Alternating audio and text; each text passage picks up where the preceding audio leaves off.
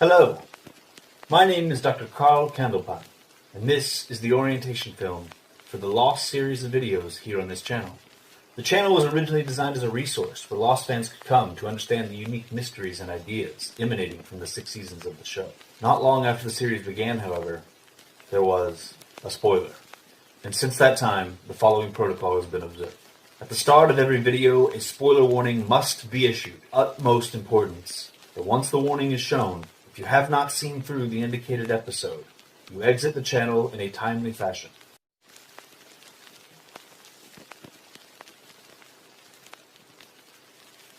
Namaste, and good luck.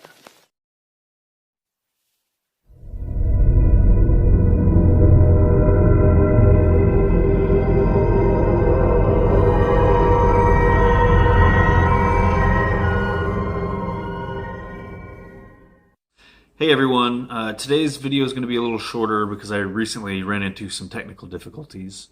Also, because my last couple videos have been more on the theory side, for today I wanted to do an explanation that is actually considered 100% canon, and that topic is none other than the numbers.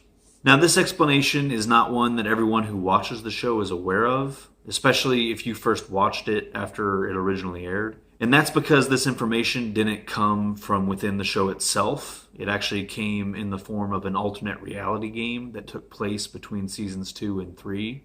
Now, because this information didn't come from inside the show, there is sometimes a misconception that this information is not canon. However, I'd like to cite this interview that the showrunners did with the site Buddy TV, where they were asked the following. One thing that's a bit of controversy in the fan community is whether or not any of the information from the Lost Experience game is actually a factor in the universe of the show. Is that something you could clear up for us? To which Damon Lindelof responded, I would say in terms of all the background that we did, in terms of the Valenzetti equation and explaining the formation of the Hanso Foundation and doing the other films, we'd consider that stuff canon to the show. Where there'd have to be wiggle room is the Rachel Blake story, where she's in the real world, in the outside world as we define it.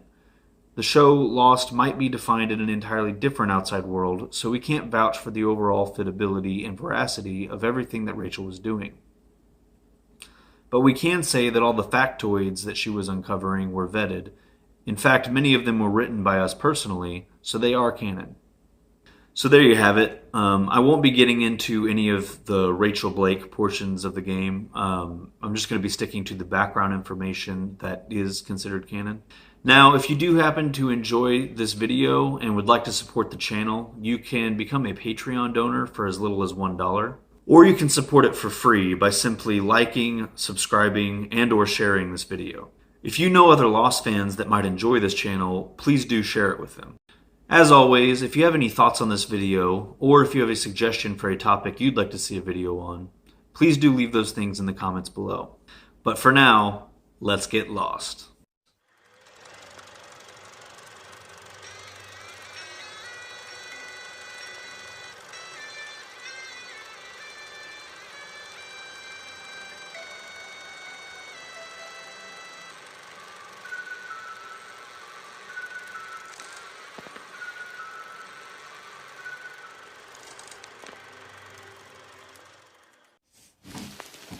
Four,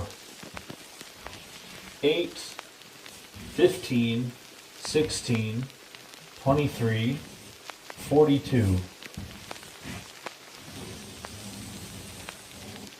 We see these numbers pop up all over the place throughout the course of the series. One common interpretation as to their significance is simply that they represent the final 6 candidates. However, this explanation fails to explain some, if any, of the most puzzling questions the numbers raise. For example, why were they being broadcast from the island? Our ship picked up the transmission. The voice repeating these numbers. Changed course to investigate. After we shipwrecked, my team continued to search for the transmission source. It was weeks before we found the radio tower. In my opinion, the fact that the last 6 remaining candidates happen to correspond to these 6 numbers is not meant to be an explanation of their significance, but simply another interesting way they appeared within the world of the show. So what do they mean? Why do they appear to characters like Hurley as omens? And perhaps most importantly, why did the Dharma Initiative seem to be fixated on these numbers? The answer is the Valenzetti equation.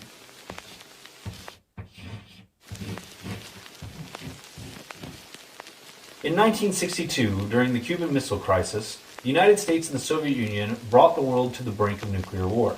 Because of this, the United Nations Security Council commissioned Italian mathematician Enzo Valenzetti to formulate an equation that could predict when mankind would destroy itself.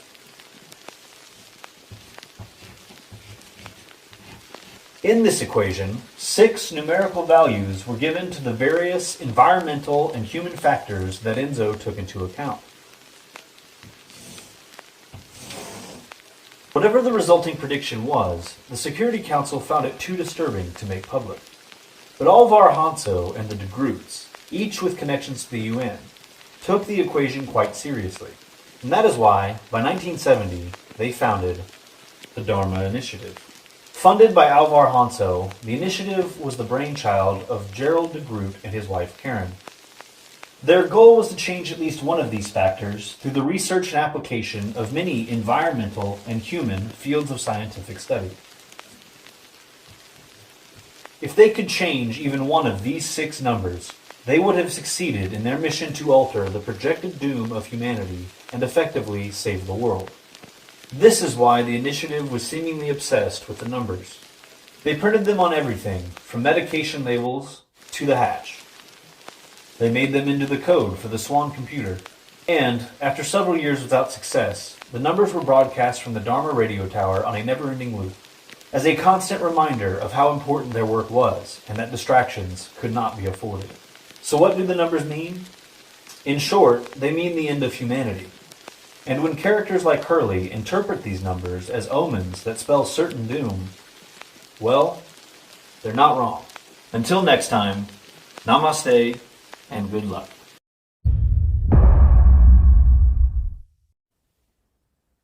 Oh, hello there.